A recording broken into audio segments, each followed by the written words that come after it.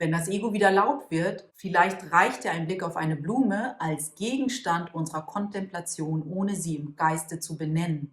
Ohne sie im Geiste zu benennen. Du weißt, warum das wichtig ist, weil wenn du etwas einfach freilässt, es selbst zu sein, kann es dir die Wahrheit zeigen, die es mit dem Universum teilt. Hi, ich bin Peri Soilu und du bist hier mal wieder beim Happy Cool Love Podcast, dein Podcast für mehr Lebenssinn, Bewusstsein und Klarheit. Ich freue mich wie immer, dass wir hier kurz zusammenfinden an einem wundervollen Dienstag, um gemeinsam mit unserem guten Freund ein Kurs in Wundern, das Leben in der Tiefe zu betrachten. Ein Kurs in Wundern ist ein Training für deinen Geist, für meinen Geist, für jeden Geist, der es so möchte, um das derzeit dominante Denksystem, welches auf dem Ego beruht, und das Ego redet uns ein, dass wir nur ein Körper sind, dass wir verletzlich sind und deswegen angreifen müssen und uns verteidigen müssen, dass wir Angst haben müssen, dass es Mangel gibt und dass wir getrennt sind voneinander. Das ist, was ein Ego uns einredet. Und wenn wir dem so glauben, dann machen wir eine ziemlich chaotische menschliche Erfahrung und kämpfen irgendwie immer doch ums Überleben. Und ein Kurs im Wundern zeigt uns eine neue Perspektive auf. Ein Wunder ist lediglich dein Perspektivwechsel von der Angst zurück zur Liebe. Und diese Liebe entspricht unserer wahren Natur. Wenn wir durch die Vergebung wieder endlich anerkennen,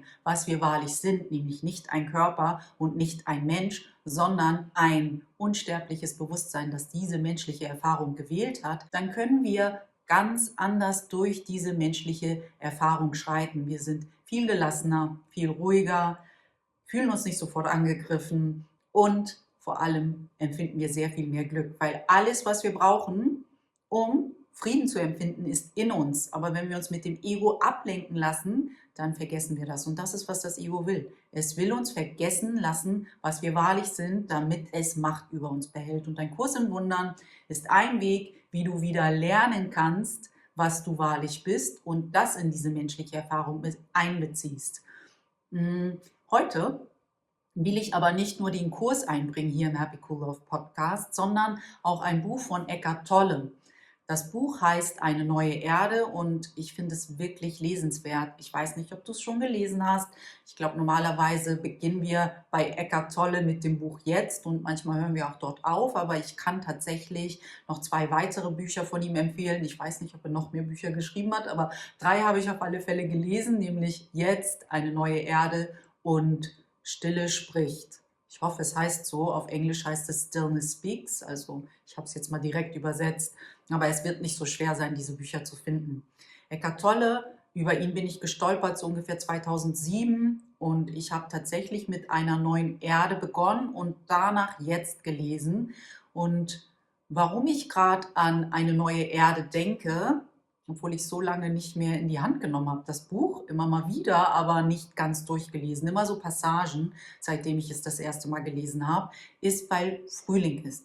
Ich weiß nicht, ob du das Buch kennst, aber in der Einleitung spricht Eckhart Tolle von einem wundervollen evolutionären Phänomen, nämlich vor 114 Millionen Jahren, wir sollen uns da die Welt vorstellen, dass wir da sozusagen eine riesen Pflanzenlandschaft sehen und in dieser Pflanzenlandschaft kommt die erste Blüte zum Vorschein und streckt sich gen Sonne. Das ist das Bild, was er in der Einleitung für uns zeichnet und ich sehe diese Parallele zur menschlichen Evolution auch, wie wir ganz lange vor uns hindümpeln, will ich mal sagen, und irgendwann kommt diese Blüte, dieser erleuchtete Zustand eines Menschen zutage. Und ich glaube, vor allem Jesus ist so eine Blüte zwischen uns gewesen. Und darauf will ich später noch eingehen. Und auch mit dem Kurs auf das Thema Blumen schauen, weil im Kurs wird immer mal wieder die Lilie erwähnt. Und wir lesen mal, wofür die Lilie steht. Wir wissen natürlich auch, dass die Lilie von Jesus in der Bergpredigt erwähnt worden ist. Und auch dorthin gehen wir kurz. Also es wird so eine schöne Rundreise heute um das Thema Blüten, Blumen, Erleuchtung, Eckhart Tolle und ein Kurs im Wundern. Ich hoffe, du hast Lust drauf.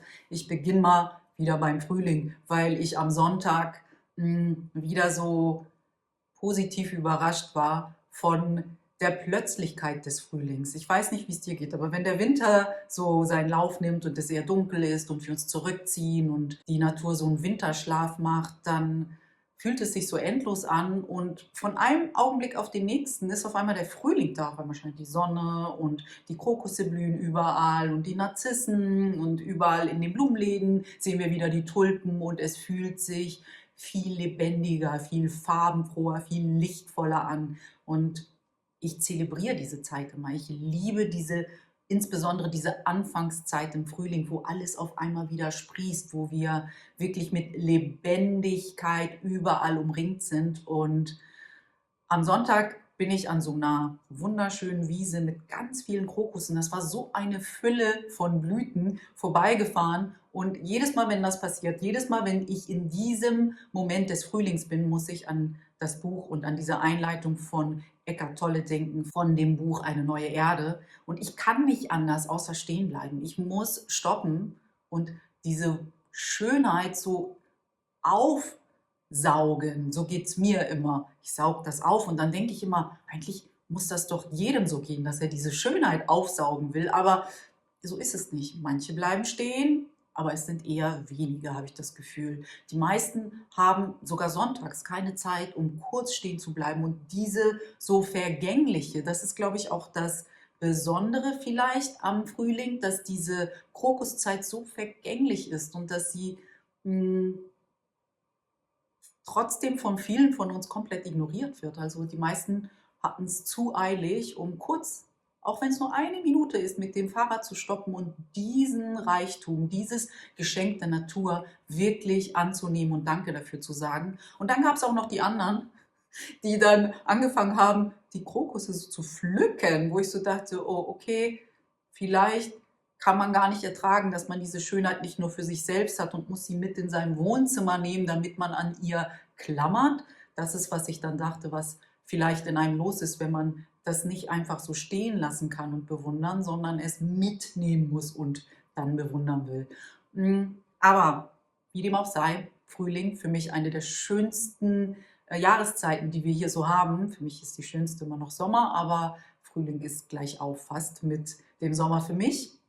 Ich weiß nicht, wie es bei dir ist. Manche Leute lieben ja den Winter, wobei ich das auch verstehen kann, aber nur bedingt, weil ich friere tatsächlich nicht so gern. Ich war dann wieder erinnert an diese Einleitung von einer neuen Erde und was Eckhart Tolle uns über die erste Blüte verrät. Es ist wirklich schön, sich das vor dem inneren Auge mal vorzustellen, dass da nur so eine grüne Fläche ist und auf einmal die allererste Blüte, so völlig vermeintlich plötzlich, aber die Vorarbeit haben wir ja alle nicht mitgekriegt, als Mutation sich gen Sonne streckt und vielleicht auch gar nicht so lange leben konnte, weil die Umstände es noch gar nicht hergegeben haben. Was Eckhart Tolle in dieser Einleitung beschreibt, ist, dass dieses Ereignis vor 114 Millionen Jahren, was für eine Zahl, kann man sich gar nicht vorstellen, es ein Quantensprung in der Evolution für die Pflanzenwelt bedeutete, diese Blüte. Sie hatte ja keine wirkliche Funktion außer Schönheit. Und das ist, warum wir, glaube ich, von Blüten und Blumen insgesamt so fasziniert sind, weil sie spiegeln unsere innere Schönheit wider, das, was unsterblich in uns ist. Ich habe das Gefühl, dass wir in Blumen und in diesen Dingen, die so feiner sind als wir es gerade noch sind, viel mehr erkennen können, was die Wahrheit in uns ist, wenn wir damit sitzen, ohne es einen Namen zu geben und es einfach kontemplieren.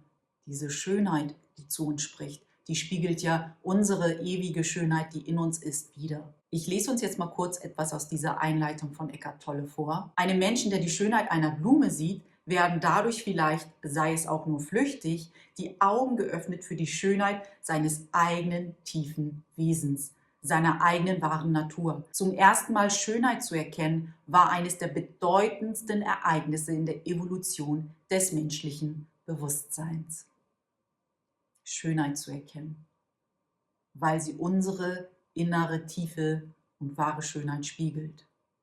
Deswegen sind Dinge wie Blumen so wichtig. Sie können uns auf etwas Tieferes in uns aufmerksam machen. Und diese Worte erinnern mich auch daran, dass unsere wahre Schönheit im Innen liegt und nicht im Außen. Und übrigens, für jeden, der sich für die Genschlüssel interessiert, Schönheit ist die göttliche Frequenz des ersten Genschlüssels. Schönheit. Vielleicht möchtest du da auch noch einmal lesen. Eckhart Tolle erwähnt in dieser Einleitung auch Jesus, weil Blüten und Blumen auch in anderen Kontexten eine wichtige Rolle spielten, zum Beispiel im Buddhismus die Lotusblüte oder bei Jesus in der Bergpredigt die Lilie. Tolle sagt Folgendes in seiner Einleitung: Jesus hat uns die Lilien auf dem Felde zur Betrachtung und als Vorbild für unser Leben empfohlen. Für mich, so habe ich ja anfangs schon gesagt, war Jesus auch so etwas wie unsere erste Blüte, unsere menschliche erste Blüte. Auch er hatte es schwer, in diesem Umfeld, was ihm gegeben war, als einzige Blüte zu überleben.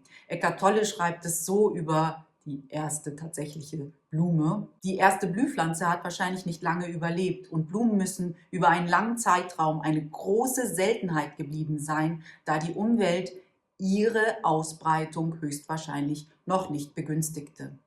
Ich sehe da eine Parallele zu unserer menschlichen Erfahrung. Jesus, Buddha, alles erstmal Riesenausnahmen, bis dann irgendwann dieser berühmte Punkt kommt, wo es kippt und viel, viel mehr Leute es zulassen können, in ihrem Bewusstsein so zu erblühen, wie es Buddha und Jesus schon bereits vorgemacht hatten. Also, es macht schon Sinn, warum uns Blumen faszinieren. Es macht schon Sinn, warum wir vor einer Krokuswiese so stehen bleiben und diese Schönheit einfach einatmen wollen. Manche von uns wollen sie auch mit nach Hause nehmen. Auch dafür habe ich Verständnis, weil sie etwas in uns spiegeln, was wir nicht mit Worten manchmal beschreiben können. Und manche von uns ignorieren diesen Anteil von sich selbst auch. Also fahren sie einfach an der Schönheit vorbei, weil sie haben keine Zeit. Das Ego hat sie im Griff. Sie haben Verantwortlichkeiten. Wer hat denn Zeit für Schönheit, wenn man Essen auf den Tisch bringen kann? Auch dafür habe ich Verständnis. Und ich weiß, dass ich in meinem Leben auch eine Zeit hatte, da war ich so in der Dunkelheit gefangen, dass ich die Schönheit der Natur gar nicht wahrnehmen konnte. Und ich glaube, das ist einer der Gründe, warum ich es heute erst recht kann, warum ich so viel mehr Dankbarkeit habe und es überhaupt nicht für selbstverständlich nehme, wenn die Natur im Frühling uns so reich beschenkt. Also manchmal hat es auch was Gutes, dass wir es eine ganze Zeit lang nicht konnten, diese Schönheit wahrzunehmen. Und weil wir hier natürlich im Happy Cool Love Podcast sind, möchte ich kurz nochmal den Kurs zur Hand nehmen und schauen, wo er uns etwas über die Lilie, das ist ja die Blume, die wiederholt auftaucht im Kurs, erzählt. Ein Kurs in Wundern setzt die Lilie gleich mit unserer wahren Natur und der Vergebung. Also wir landen immer bei diesem Ausspruch, eine Lilie der Vergebung oder die Dornenkrone oder eine Lilie, also dein Ego oder deine wahre Natur. Es ist immer ein ganz wunderschönes Symbol, was der Kurs nutzt. Und wir wissen ja auch, wie gesagt, dass Jesus die Lilie in der Bibel erwähnt hat, in der Bergpredigt. Also es ist ein uns bekanntes Symbol. Und wir lesen jetzt mal gemeinsam ein bisschen im Kurs, was wir noch über die Lilie erfahren. Jede Gabe ist eine Bewertung des Empfangenen und des Gebenden, lesen wir in Kapitel 20. Und hier ist das Wort Gebenden kursiv gedruckt. Also jede Gabe, die du gibst, sagt nicht nur etwas aus über die Person, die es empfängt, sondern auch über dich. Jede Gabe, die ich gebe, gebe ich aus der Überzeugung, dass ich ein Mensch bin und ein Körper bin, oder gebe ich aus der Überzeugung, dass ich ein unsterbliches Bewusstsein bin, gebe ich geistige Gaben. Das sagt was über mich in erster Linie aus und nicht über den Empfänger bzw. über uns beide. Es gibt niemanden, der das Heim, das er gewählt hat, nicht als ein Altar für sich selber ansieht. Heißt, wenn ich den Körper als mein Heim sehe, dann ist das mein Altar, dann ist das meine Wahrheit, dann gebe ich aus dieser Wahrheit heraus. Und wenn mein Geist meine Wahrheit ist, wenn das ist, was mein Altar ausmacht, dann gebe ich aus einer geistigen Wahrheit heraus. Biete ihm, also deinem Bruder, Dornen an, also die Überzeugung, dass du Mensch bist und leiden kannst, und du wirst gekreuzigt. Also du leidest. Für mich steht Kreuzigung immer für unser menschliches Leid. Biete ihm Lilien an und du befreist dich selbst. Jede Gabe ist eine Gabe an dich selbst. Jede geistige Gabe. Heißt, wenn ich meinem Bruder die Vergebung anbiete, wenn ich ihm die geistige Wahrheit anbiete, dann befreie ich mich selbst. Zuerst mich selbst. Wir denken immer, ach, ich gebe dem anderen was Gutes, da habe ich ja nichts von. Völlig falsch. Wir haben in erster Linie etwas davon, weil wir befreien uns selbst von den lieblosen Gedanken des Ego, wenn wir Lilien, also die Vergebung, unsere geistige Wahrheit geben. Und jetzt kommt meine kurze Einladung an uns alle, dass wir in diesem Frühling vielleicht öfter innehalten können und uns von der Schönheit der Natur an unsere wahre Identität erinnern können, an unsere wahre Natur. Und wenn das Ego in dieser Zeit wieder schreit, vielleicht reicht uns ja eine Erinnerung an eine Blume oder vielleicht, dass wir uns eine Blume in die Hand nehmen und mit ihr meditieren und die Schönheit, die wir durch diese Blume erblicken, in uns selber wieder versuchen aufzufinden. Eckhart Tolle sagt es so in der Einleitung von Eine neue Erde: Wenn das Ego wieder laut wird, vielleicht reicht ja ein Blick auf eine Blume als Gegenstand unserer Kontemplation, ohne sie im Geiste zu benennen. Ohne sie im Geiste zu benennen. Du weißt, warum das wichtig ist, weil wenn du etwas einfach freilässt, es selbst zu sein, kann es dir die Wahrheit zeigen, die es mit dem Universum teilt. Vielleicht sind wir dadurch ja daran erinnert, dass Schönheit und Stille und Glück bereits in uns sind, wenn wir eine Blume nehmen und sie kontemplieren, ohne ihr die Vergangenheit aufzustülpen oder ihr einen Namen geben zu müssen. Einfach nur mit der puren Schönheit, die sich dir da zeigt, in Verbindung gehen. Es gibt noch eine Sache aus dieser Einleitung von Eckhart Tolles Buch Eine neue Erde, die ich mit dir hier teilen will. Ein Gedanke, den ich noch sehr, sehr wichtig finde. Und zwar schreibt er dort über die Entwicklung von Pflanze zu Blume. Es handelt sich nicht bloß um einen evolutionären Fortschritt, dass diese Grünpflanzen irgendwann eine Blüte zustande gebracht haben, sondern es impliziert darüber hinaus einen Bruch in der Entwicklung, einen Sprung zu einer völlig anderen Seinsebene, vor allem jedoch ein Schwinden der Stofflichkeit. Ich weiß nicht, ob du auch eine Parallele zu der menschlichen Geschichte bemerkst, dass wir auch hier auf einem Weg sind, der uns von der grobstofflichen Welt zurück zu einer weniger stofflichen Welt führt, bis wir dann wirklich wieder in unserer Wahrheit landen, nämlich formlos zu sein. Das ist der Weg, den wir hier eingeschlagen sind. Und meistens passieren die Quantensprünge durch diesen Bruch, den Eckhart Tolle für uns beschreibt, an den er uns wieder erinnert.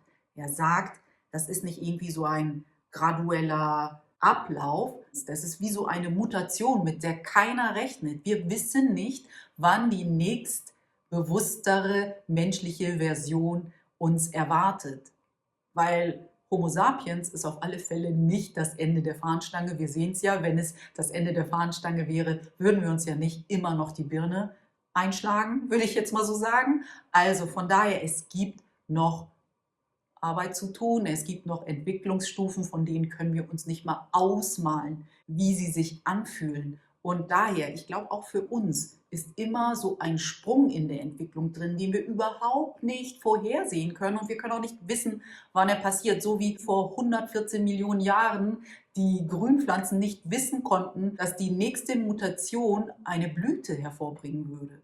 Und wir wissen nicht, wann es soweit ist, dass wir die nächste Mutation erfahren, dass wir wirklich mit unserem Bewusstsein einen Sprung machen. Und zwar nicht nur einer von uns, weil das war ja schon passiert. Diese ersten Mutationen waren ja schon da und sie haben die Welt wirklich tiefgründig bewegt und verändert und beeinflusst, so wie Buddha und Jesus, sondern vielleicht bereiten wir uns gerade vor, dass es so eine Art Punkt gibt, wo es kippt, wo das die Mehrheit des menschlichen Bewusstseins ist und nicht mehr die Minderheit. Was Eckhart Tolle außerdem noch schreibt, das ist das Letzte, was ich jetzt noch raus dieser Einleitung für uns festhalten will hier, bevor ich mich von dir verabschiede, ist Folgendes. Deshalb haben die drei erleuchteten Lebensformen, eine Blume, ein Kristall und ein Vogel, das sind die erleuchteten Lebensformen, die er in dieser Einleitung erwähnt, die haben ja auch immer eine gewisse Faszination auf uns, Vögel, Blumen, Kristalle. Sie sind selten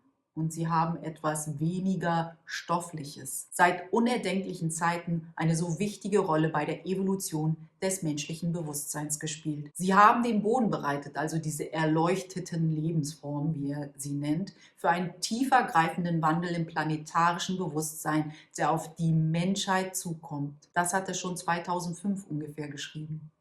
Es handelt sich um ein spirituelles Erwachen, dessen Zeuge wir gerade werden. Es ist so, als wenn gerade so eine Kettenreaktion von Blüten auf dieser Welt in der menschlichen Form passiert. Na, also ich vergleiche uns jetzt mal mit Blüten. Jeder, der immer mehr zu seiner wahren Natur erwacht, ist eine Blüte, die sich gen Sonne streckt. Und irgendwann kippt es. Irgendwann werden es mehr Blüten sein als Grünpflanzen. Und dann leben wir tatsächlich das, was Eckhart Tolle eine neue Erde nennt. Und meist, und das dürfen wir nicht vergessen, das ist jetzt der Abschlussgedanke, ich verspreche es, ist es so, dass diese neue evolutionäre Stufe aus einem Chaos heraus entsteht. Diese Mutation erfolgt meistens durch ein Chaos, was sich hier auf dieser Welt ausspielt. Also muss Chaos nicht immer zwangsläufig etwas Schlechtes sein oder etwas, was dir Angst macht. Vielleicht kannst du Chaos auch neu betrachten, weil du weißt, aus Chaos entsteht eine neue Mutation. Daraus entsteht das, was Eckhart Tolle hier als Entwicklungssprung bezeichnet. Chaos gleich eine Möglichkeit für einen Entwicklungssprung in unserer Bewusstwerdung. Vielleicht macht dir, wenn du Chaos so betrachtest, etwas weniger Angst, will ich jetzt mal sagen, oder flößt dir etwas weniger Respekt ein. Das würde mich wirklich freuen, wenn wir alle unsere Perspektive auf Chaos noch mal so ein bisschen aufziehen, sie größer machen und die Menschheitsgeschichte mal betrachten, wann Chaos war und was sich daraus entwickelt hat. Das war's mal wieder für heute. Danke, dass du heute hier warst und mit mir deine Zeit geteilt hast. Genieß gern noch ein bisschen diesen wunderschönen Frühling, der ja schnell genug wieder ist. Und falls du deine Gedanken mit mir zu der heutigen Episode teilen willst, sehr gern. Hier unter dem Video ist reichhaltig Platz. Ich freue mich über jede Rückmeldung und wir sprechen uns ganz bald wieder. Pass bis dahin bitte gut auf dich auf. Deine Peri.